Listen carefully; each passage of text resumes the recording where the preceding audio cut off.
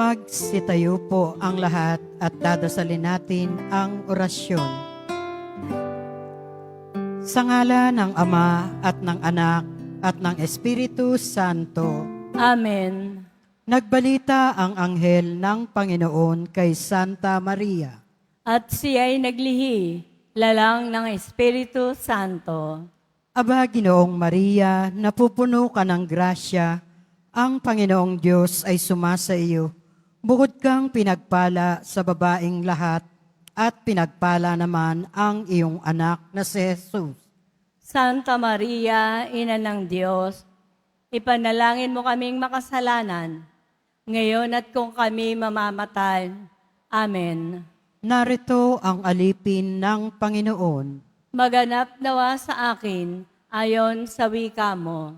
Aba, Ginoong Maria, napupuno ka ng grasya, ang Panginoong Diyos ay sumasa iyo. Bukod kang pinagpala sa babaeng lahat, at pinagpala naman ang iyong anak na si Jesus. Santa Maria, Ina ng Diyos, ipanalangin mo kaming makasalanan, ngayon at kung kami mamamatay. Amen. At ang salita ay nagkatawang tao. At nakipamuhay sa atin. Aba, Ginoong Maria, napupuno ka ng grasya, ang Panginoong Diyos ay sumasa iyo. Bukod kang pinagpala sa babaeng lahat, at pinagpala naman ang iyong anak na si Jesus. Santa Maria, Ina ng Diyos, ipanalangin mo kaming makasalanan, ngayon at kung kami mamamatay. Amen. Ipanalangin mo kami, Santa Ina ng Diyos, Nang kami maging dapat makinabang sa mga pangako ni Kristo. manalangin tayo. Panginoon naming Diyos, kasihan nawa ang aming kaluluwa ng iyong mahal na grasya, at yayamang dahilan sa pagbabalita ng anghel ay nakilala namin ang pagkakatawang tao na Jesucristong anak mo. Pakundangan sa pagpapakasakit at pagkamatay niya sa krus ay papakinabangan mo kami ng kanyang pagkabuhay na mag-uli sa kalwalhatian sa langit, alang-alang kay Jesucristong Panginoon namin. Amen. Luwalhati sa Ama, sa Anak, at sa Espiritu Santo. Kapara noong una, ngayon at kailanman, at magpasawalang hanggan, Sienawa. Luwalhati sa Ama, sa Anak, at sa Espiritu Santo. Kapara noong una, ngayon at kailanman, at magpasawalang hanggan, Sienawa. Luwalhati sa Ama, sa Anak, at sa Espiritu Santo.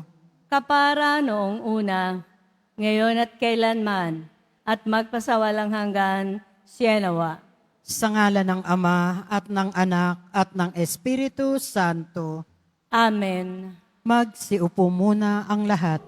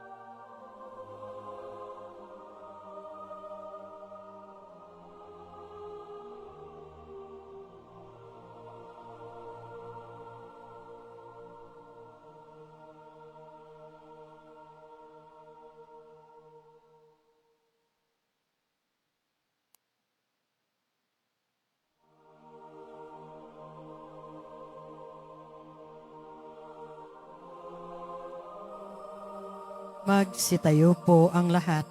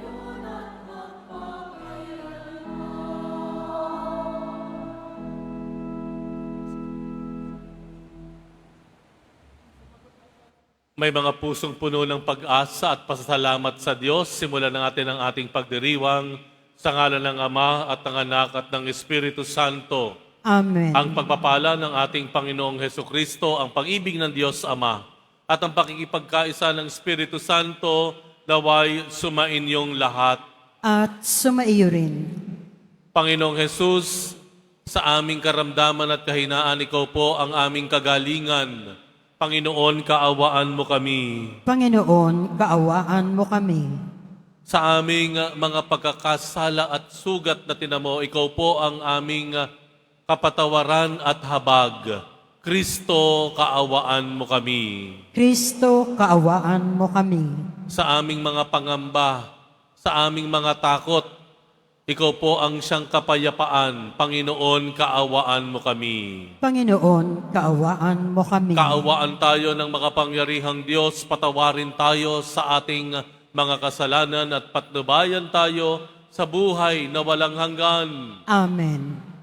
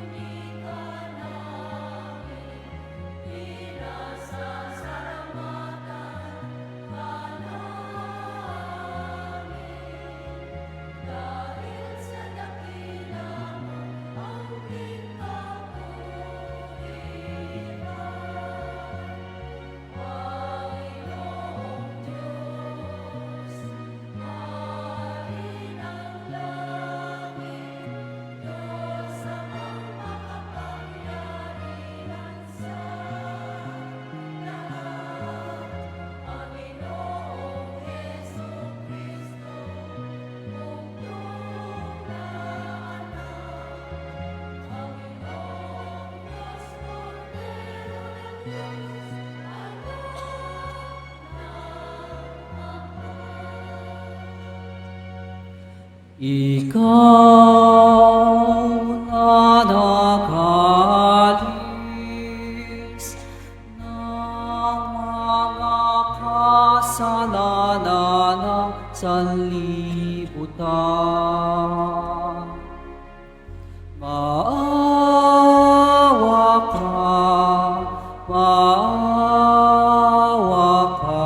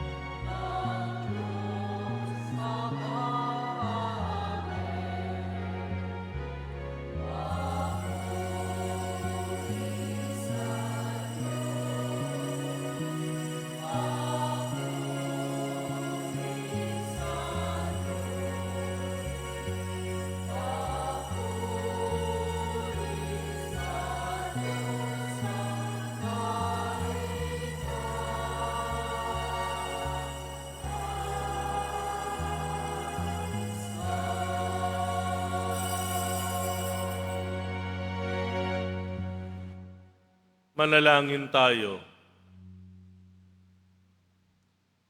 Ama naming makapangyarihan, kalugdan mo kami at pagbigyan na magkamit ng kaloob mong karagdagan upang sa maalab naming pananalig, pag-asa at pag-ibig, kami mamalaging tumatalima sa iyong kautusan. Sa pamamagitan ni Hesukristo, kasama ng Espiritu Santo, magpasawalang hanggan. Amen. Magsiupo ang lahat.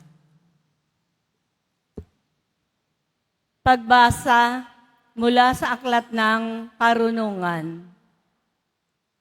Lahat ng bagay ay nasa ilalim ng iyong pangangalaga at walang ibang Diyos na dapat mong pagsulitan ng iyong mga hatol. Sa iyong lakas nagmumula ang iyong katarungan at maaari kang magpakita ng habag kanino man, sapagkat ikaw ang Panginoon ng lahat.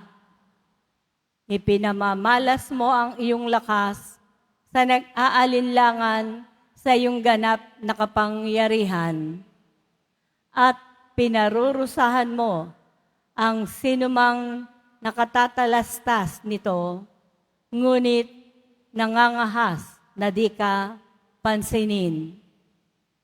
Walang hanggan ang kapangyarihan mo, ngunit mahabagin ka kung humatol. Maaari mo kaming parusahan kailanmat ibigin mo, ngunit sa halip ay pinamamahalaan mo kami ng buong hinahon at pagtitimpi. Sa pamamagitan ng ginawa mong iyan, ay itinuro mo sa mga taong makatarungan na dapat din silang maging maawain. At binigyan mo naman ng pag-asa ang iyong bayan. Sa pagkakaloob sa kanila ng pagkakataong makapagsisi. Ang salita ng Diyos. Salamat sa Diyos. Poon, ikaw ay mabuti sa lahat ng nagsisisi. Poon, ikaw ay mabuti sa lahat ng nagsisisi. Mapagpatawad ka at napakabuti sa dumadalangin at sa nagsisisi. Ang iyong pag-ibig ay mananatili. Pakinggan mo, Poon, ang aking dalangin. Tulungan mo ako, ako'y iyong dinggin. Poon, ikaw ay mabuti sa lahat ng nagsisisi. Ang lahat ng bansa na iyong nilalang, lalapit sa iyo at magbibigay galang.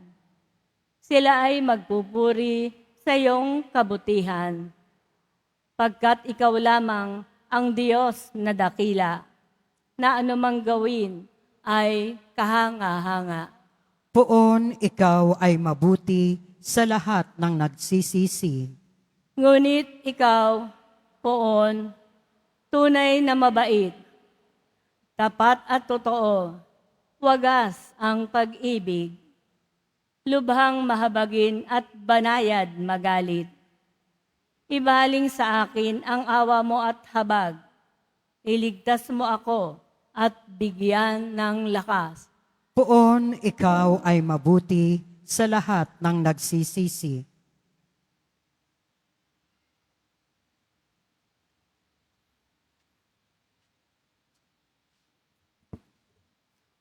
Pagbasa mula sa sulat ni Apostol San Pablo sa mga taga-Roma. Mga kapatid, tinutulungan tayo ng Espiritu sa ating kahinaan. Hindi tayo marunong manalangin ng wasto.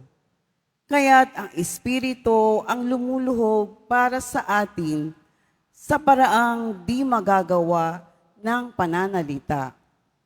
At nauunawaan ng Diyos na nakasaliksik sa puso ng tao ang ibig sabihin ng Espiritu, sapagkat ang Espiritu'y lumuluhog para sa mga banal ayon sa kalooban ng Diyos. Ang salita ng Diyos. Salamat sa Diyos. Magsitayo na po ang lahat.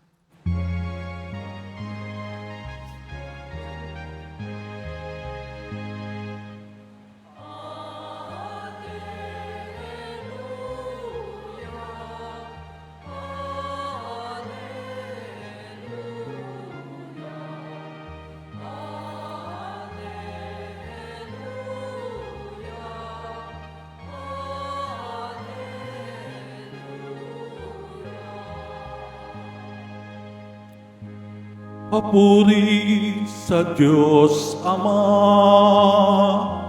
pagkat ipinahayag niya, hari siya ng mga aba.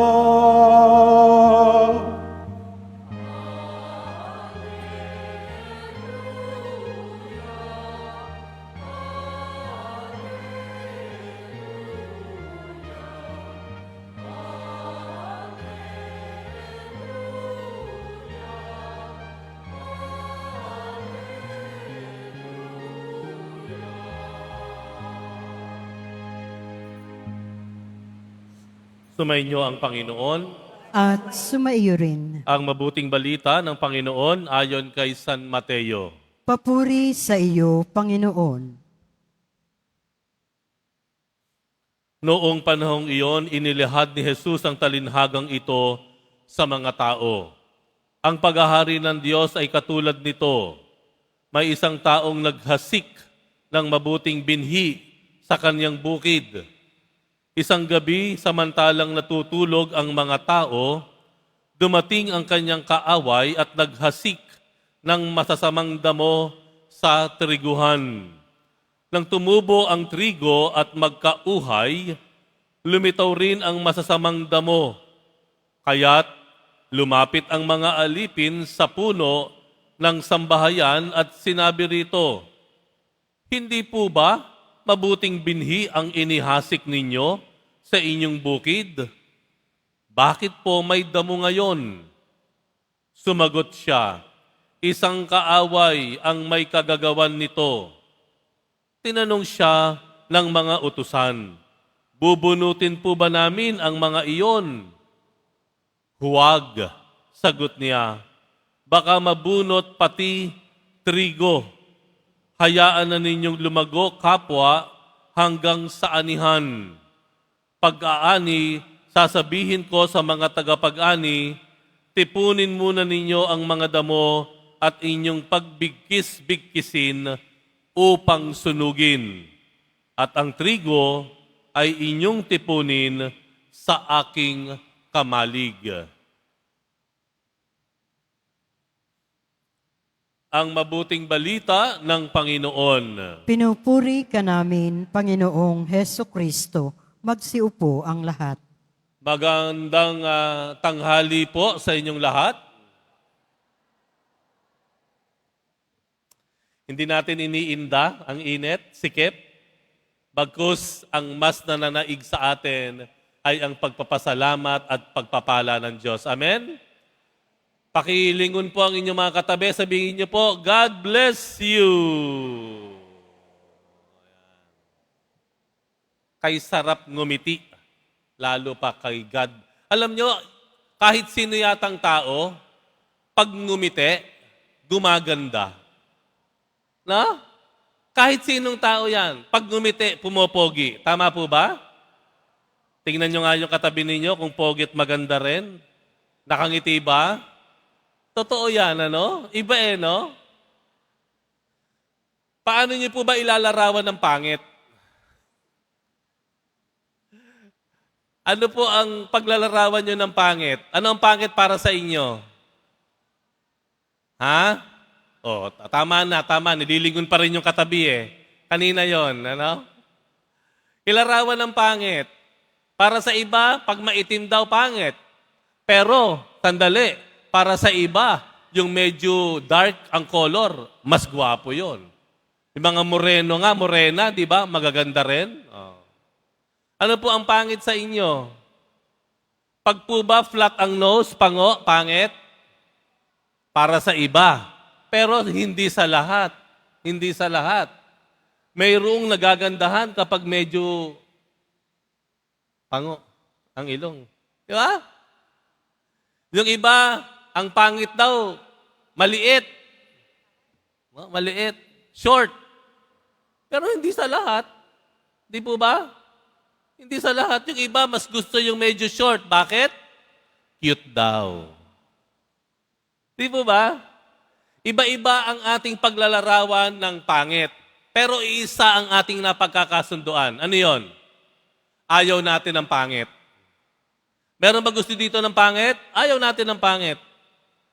Iba-iba ang ating paglalarawan ng pangit. Merong mapangit sa kanya, maganda sa iyo, pero nagkakasundo tayo, ayaw natin ng pangit. Bakit? Nilikha po tayong mga tao na ang ating attraction doon sa maganda. One true, good, beautiful. Yun talaga tayo. Natural yon. Naturalmente sa atin yon. We want na magiging maganda. Kaya nga po ba, may kanya-kanya tayong paraan para takpan ang itinuturing nating pangit para sa sarili natin. Di po ba? May kanya-kanyang paraan yan. Kung napapangitan ka sa puti ang buhok, ano gagawin mo? Kukulayan mo. Di po ba? Kung napapangitan ka sa medyo pango, ano gagawin mo? Kung wala kang budget para patangusin ang ilong, dadaanin mo sa makeup para tumangos ng kaunti. Di po ba? Kapag pagpangit sa iyo, para sa iyo, pangit yung medyo, ang balat ay medyo kagaya ko. Lalagyan mo ng paraan yan, di ba? Makeup o kaya whatever makeover na gagawin mo.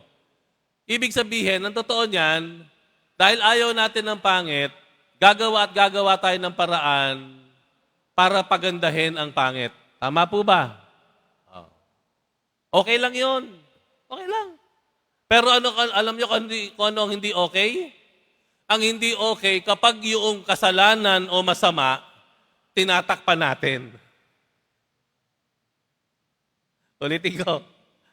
Ang hindi maganda o ang masama dito, yung kasalanan, yung masamang gawa o gawi, tinatakpan mo pa rin. Tingnan niyo yung Ebanghelyo. Ang Ebanghelyo ay tungkol sa talinhaga ng noong triguhan. Meron daw isang may-ari ng lupain, siya ay naghasik ng binhi ng trigo. Trigo. Ito ay ginagamit para kainin. Nagkakauhay yan. May mga binhi ng trigo. Iniipon yan, ginagawa yan tinapay. So after some time, may napansin yung kanyang mga kasambahay. Panginoon, boss, di ba ang tinanim nyo mabuting binhi doon sa inyong lupain? Nagtataka kami. Hindi lang trigo ang nakita namin. Mayroon ding nabuhay na damo. Grass. Para doon sa mga nagtatanim, alam nyo ibig sabihin yan. Di ba? May tinanim ka, sampalok, mangga, kung ano mang halaman yan, maya-maya, may sumisingit na damo. Tinatanggal natin yan, di ba? Kaya ang tanong ng mga tauhan niya, hindi po ba trigo yung tinanim nyo? Bakit mayroong damo? Ano sagot ng may-ari? Alam ko na.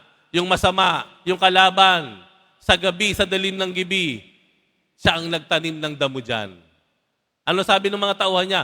Gusto niyo po ba bunutin namin? Wag.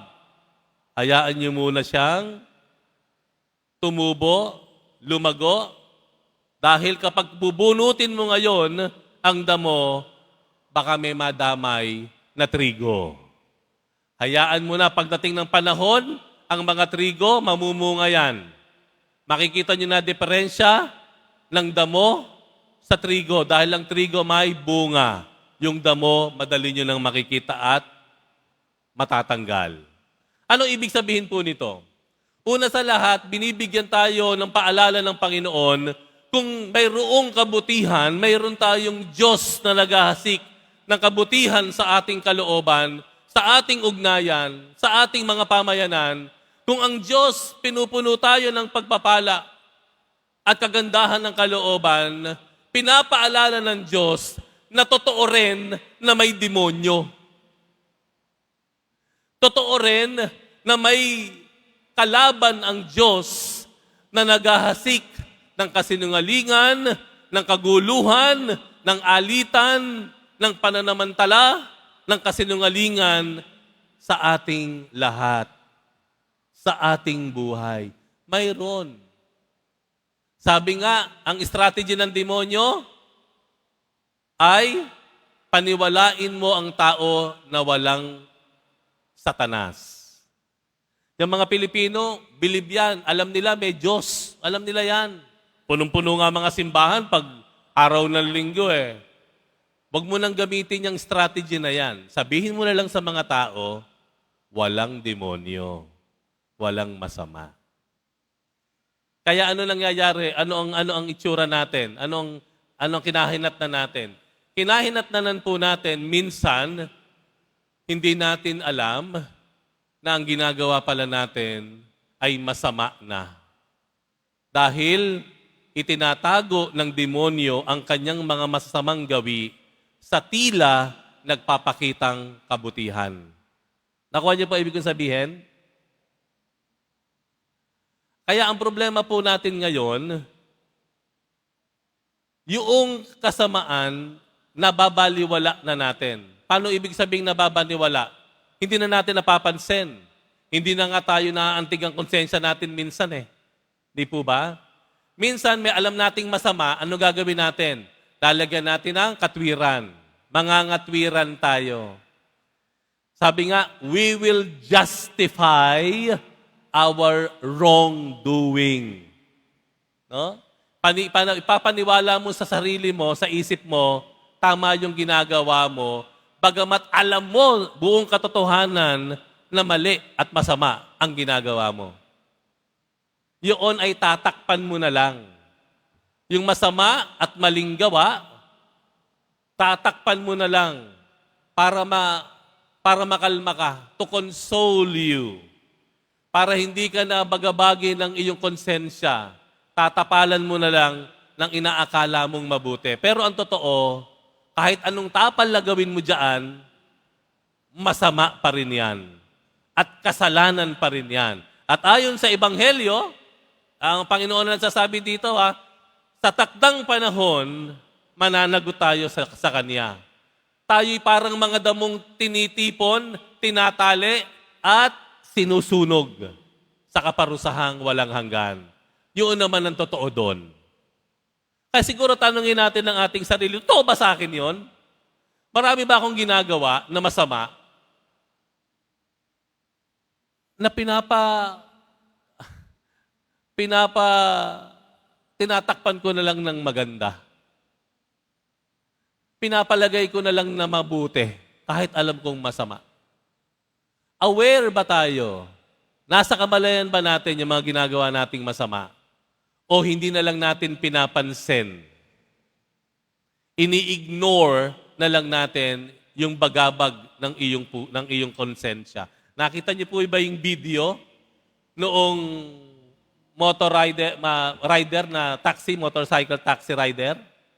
Yung kamakailan, pagkahatid niya doon sa kanyang pasahero, habang nandoon siya, nakaupo pa sa kanyang motor, pagbaba ng kanyang pasahero, kinuha agad ang ice pick at sunod-sunod na sinaksak yung single father na nag-aalaga ng isang musmus na bata. Di po ba? Nung tinanong yung sumaksak, ano sabi niya? Hindi ko po sinasadya. Pagpasensyahan niyo na po. What? Nakailang saksakan, hindi ko pa sinasadya yun. Karimari-marim. Pero alam po ninyo, nangyayari yan, pang-araw-araw natin buhay. Wala nga lang tayong ice pick. Hindi nga tayo pumapatay ng buhay, pero pumapatay tayo ng kalooban, pumapatay tayo ng pag-asa, pumapatay tayo ng kumpiyansa sa sarili ng mga tao na inaapi natin. Yung mga tao dahil sa talas ng ating mga dila, Dahil dun sa mga salitang binibitawan natin, parang sinasaksak na rin natin sa likod. Pinapatay natin yung kanilang respeto sa sarili. Sana po ay mamulat ang ating mga mata doon, hindi lang doon sa mabubuting nangyayari dahil sa biyaya ng Diyos. Sana mamulat din natin sa ating mga mata yung mga ginagawa nating mali. Na nagtatagal, na paulit-ulit nating ginagawa kasi ang galing-galing nating magtakip. Ang galing-galing nating magkunwari. Sana makita po natin. Dahil yun po ang nagpapahirap sa atin sa pangkalahatan. Kapag patuloy tayong gumagawa ng masama at mali, at ito ay pinagtatakpan lang natin, at hindi natin tinatanggap ang katotohanan ng kasamaan na ating ginagawa. Panginoong Yesus Nazareno, patawarin mo po kami sa maraming pagkakataon na aming tinitiis ang epekto ng kasamaan na aming ginagawa sa aming kapwa. Patawarin mo po kami at hindi namin binabago ang mga mali at masama, bagkus ay aming tinatago.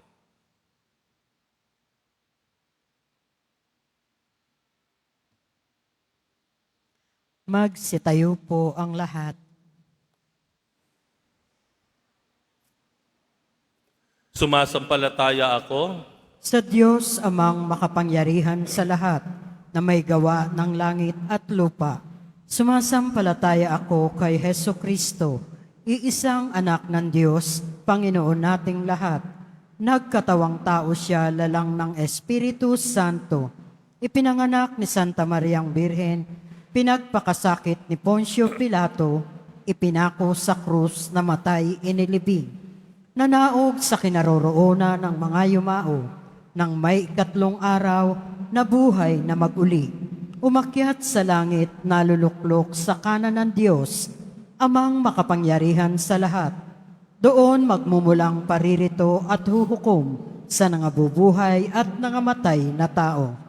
Sumasampalataya naman ako sa Diyos Espiritu Santo, sa banal na simbahang Katolika, sa kasamahan ng mga banal, sa kapatawaran ng mga kasalanan, sa pagkabuhay na muli ng nangamatay na tao, at sa buhay na walang hanggan.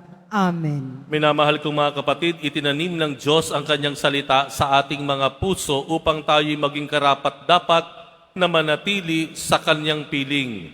Buong pagtitiwala nating hilingin sa Diyos Ama, Panginoon, dinggin mo kami. Panginoon, dinggin mo kami. Nawa, ang simbahan, ang iyong bayang hinirang, ay maging tagapunla ng iyong salita sa lahat ng tao at panahon. Manalangin tayo. Panginoon, dinggin mo kami. Nawa, ang mga namumuno sa pamahalaan ay maging tapat sa salita ng Diyos upang maitakwil ang kultura ng kamatayan at paghihiganti at maisulong ang pagpapatawad at damayan. Manalangin tayo. Panginoon, dinggin mo kami. Nawa ang bawat kasapi ng pamilya ay maglaan ng oras sa pagdarasal at pagbabahagi ng salita ng Diyos upang lalong maging matatag ang kanilang ugnayan. Manalangin tayo. Panginoon, dinggin mo kami. Huwag nawang mawala ng pag-asa ang mga dukha at inaapi. Bagkos ay patuloy na manalig sa Diyos, nahahatol sa lahat ng sa takdang panahon. Manalangin tayo. Panginoon, dinggin mo kami. Sa ilang sandali ng katahimikan, itaas natin sa Diyos ang ating pansariling kahilingan, gayon din ang iba pang mga pangangailangan ng ating pamayanan. Manalangin tayo. Panginoon, dinggin mo kami. Panginoon, tulungan mo kami sa aming kahinaan at mga pagkukulang. Isugo mo ang iyong Espiritu upang patatagin kami at bigyang lakas sa aming pakikipaglaban sa masama.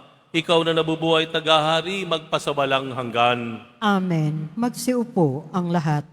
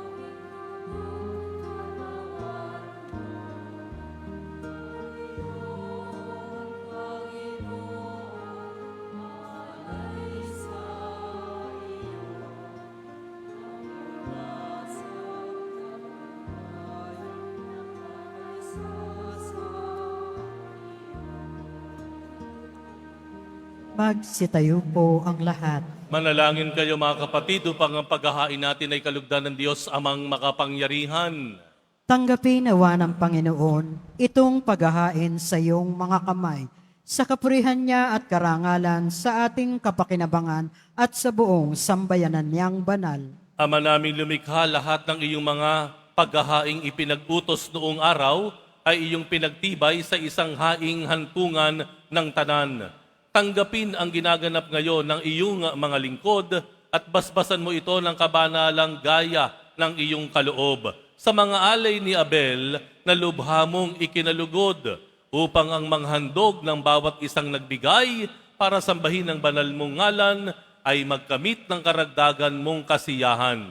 Sa pamamagitan ni Hesukristo, kasama ng Espiritu Santo, magpasawalang hanggan. Amen. Sumainyo ang Panginoon. At sumaiyo Itaas sa rin. Diyos ang inyong puso at diwa. Itinaas na namin sa Panginoon. Pasalamatan natin ang Panginoong ating Diyos. Marapat na siya ay pasalamatan. Ama naming makapangyarihan, tunay ngang marapat na ikaw ay aming pasalamatan. Ikaw ang lumikha sa tanan. Ikaw ang naktakdang magkaroon ng gabi at araw. Gayon din ang tag-init at tag-ulan. Ikaw ang humubog sa tao bilang iyong kawangis na pagpagkakatiwala ang mga siwa sa daigdig. Ikaw ngayoy pinaglilingkuran sa pagganap sa pananagutan ng iyong pinagtitiwalaan sa pamamagitan ng anak mong mahal. Kaya kaisa ng mga anghel na nagsisiawit ng papuri sa iyo nang walang humpay sa kalangitan, kami nagbubuni sa iyong kadakilaan.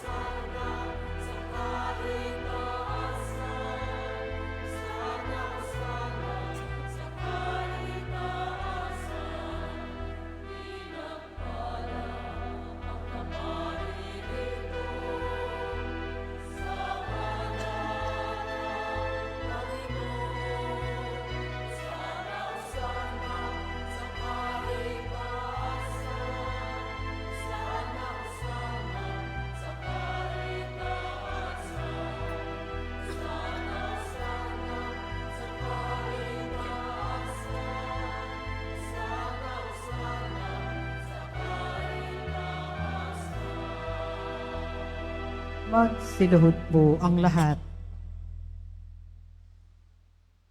Ama naming banal, ikaw ang bukal ng tanang kabanalan, kaya't sa pamamagitan ng iyong Espiritu, gawin mong banal ang kaloob na ito upang para sa amin ay maging katawan at dugo ng aming Panginoong Hesukristo.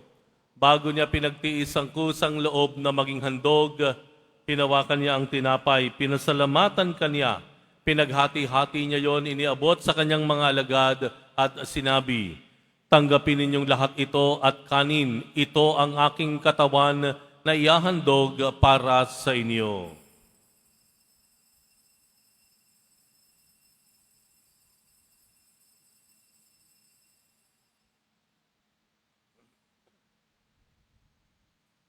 Gayon din naman nung matapos ang hapunan, hinawakan niya ang kalis, muli kaniyang pinasalamatan, iniabot niya ang kalis sa kanyang mga alagad at sinabi, "Tanggapin ninyong lahat ito at inumin, ito ang kalis ng aking dugo, ng bago at walang hanggang tipan.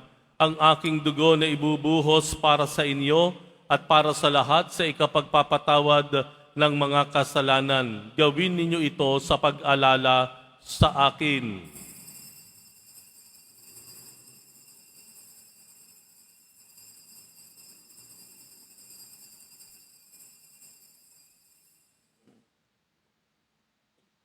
Magsitayo na po ang lahat. Ang misteryo ng pananampalataya. Si Kristo'y namatay, si Kristo'y nabuhay, si Kristo'y babalik sa wakas ng panahon. Ama, ginagawa namin ngayon ang pag-alala sa pagkamatay at muling pagkabuhay ng iyong anak.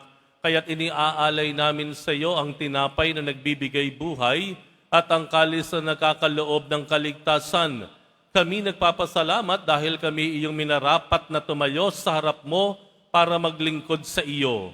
Isinasamo namin kaming magsasalo-salo sa katawan at dugo ni Kristo ay mabuklod sa pagkakaisa sa pamamagitan ng Espiritu Santo. Amalingapin mo ang iyong simbahang laganap sa buong daigdig. Puspusin mo kami sa pag-ibig kaisa ni Leon na aming Santo Papa at ni Jose na aming Arsobispo at ng Tanang Kaparian. Alalahanin mo rin ang mga kapatid naming nahimlay na may pag-asang sila'y muling mabubuhay, gayon din ang lahat ng mga pumanaw. Kaawaan mo sila at patuloyin sa iyong kaliwanagan. Kaawaan mo at pagindapatin kaming lahat na makasalo sa iyong buhay na walang wakas. Kaisa na mahal na Birheng Maria na ina ng Diyos, ng kabiyak ng puso niyang si San Jose, kaisa ng mga apostol ni San Juan Bautista, at ang lahat ng mga banal na namuhay dito sa daigdig ng kalugod-lugod sa iyo, maipagdiwang nawa namin ang pagpupuri sa ikararangal mo sa pamamagitan ng iyong anak na aming Panginoong Hesukristo. Sa pamamagitan ni Kristo, kasama niya at sa Kaniya, ang lahat ng parangal at papuri ay sa iyo, Diyos amang makapangyarihan, kasama ng Espiritu Santo, magpasawalang hanggan.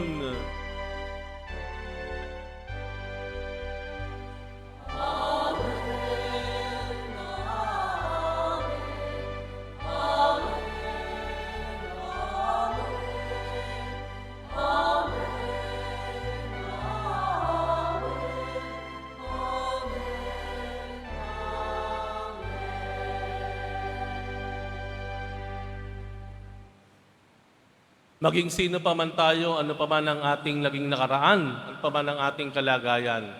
Minamahal pa rin po tayo ng Diyos, inaangkin pa rin tayo bilang Kanyang anak, kung kaya't sama-sama tayong manalangin sa isang nagmamahal na Ama sa langit.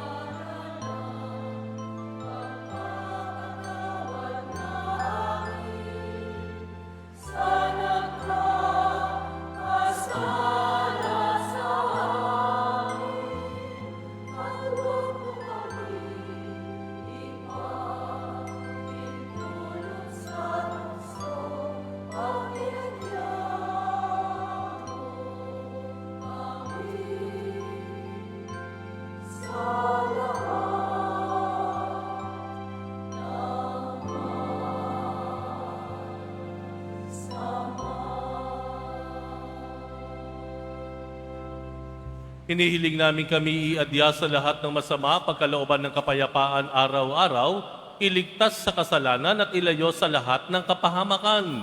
Samantalang aming pinananabikan ang dakilang araw ng pagpapahayag ng tagapagligtas naming si Heso Kristo. Sapagkat iyo ang kaharian at ang kapangyarihan at ang kapurihan magpakailanman. Amen. Panginoong Heso Kristo, sinabi mo sa iyong mga apostol, kapayapaan ang iniiwan ko sa inyo, ang aking kapayapaan ang ibinibigay ko sa inyo. Tunghayan mo ang aming pananampalataya at huwag ang aming pagkakasala. Pagkalooban mo kami ng kapayapaan at pagkakaisa, ayon sa iyong kalooban, kasama ng Espiritu Santo magpasawalang hanggan. Amen. Ang kapayapaan ng Panginoon ay laging sumainyo. At sumaiyo rin. Magbigayan po tayo ng kapayapaan sa isa't isa.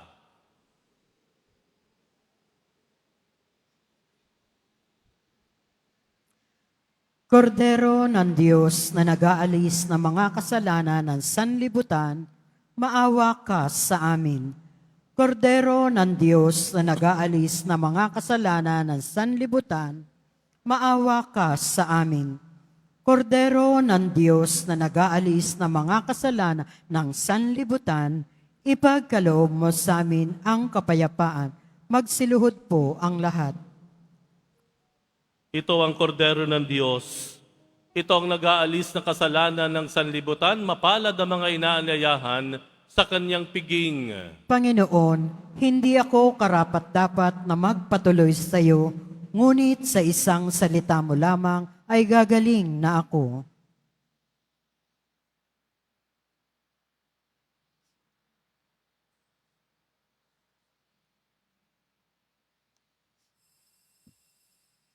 Para sa lahat ng tatanggap ng banal na komunyon, sasagot po tayo ng amen pagkasabi ng pari o lay minister ng katawan ni Kristo at isubo agad sa bibig bago umalis sa harapan ng pari o lay minister.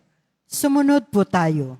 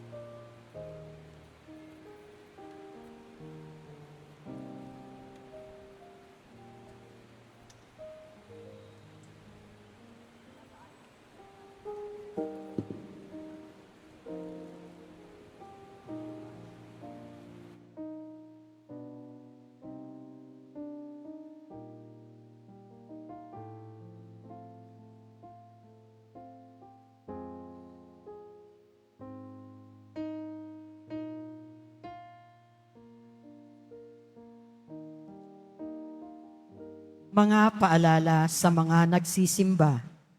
Pagkatapos ng misa, babasbasan po ang lahat ng banal na tubig.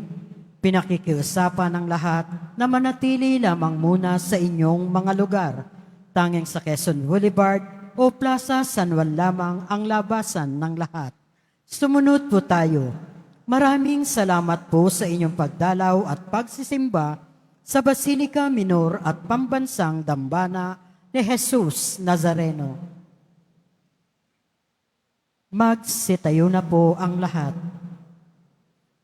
Manalangin tayo. Ama naming mapagmahal, manatili kang kapiling ng iyong sambayanan na ngayon pinapakinabang mo sa iyong sariling buhay at gawin mong kami pasulong na makahakbang mula sa dati naming pagkamakasalanan patungo sa pagbabagong nagdudulot ng iyong kabutihan. Sa pamamagitan ni Hesukristo, kasama ng Espiritu Santo, magpasawalang hanggan. Amen. Ang langit ay ganap na kagandahan. Tayo ay nilikha para hangarin ang kagandahan. Huwag nating hayaang ang kapangitan ng kasalanan ang siyang maglayo sa atin sa langit na pinangarap ng Diyos para sa atin. Sumainyo ang Panginoon. At sumaiyo rin. Mahal na poong Jesus Nazareno, inihayag mo sa pamamagitan ng krus ang walang maliw na pag-ibig ng Diyos sa sangkatauhan. Pakinggan mo ang kahilingan lalo na para sa mga nangangailangan ng iyong tulong at awa. Makamtanawa namin ng iyong kasagutan na may utang na loob na tinatanaw. Basbasan din po ninyo itong mga imahen at dasalan upang lalo kaming manalangin at magtiwala. Sa pamamagitan ng bendisyon na ito, naway lalo kaming maging mapaglingkod, masunurin at tapat sa iyo na aming malawalhating Panginoon magpasawalang hanggan. Amen. At pagpalain kayong lahat ng makapangyarihang Diyos, Ama at Anak at Espiritu Santo. Amen. Tapos na ang ating misa, humayo kayo bilang mga misyonerong disipulo ng ating poong Jesus Nazareno. Salamat sa Diyos.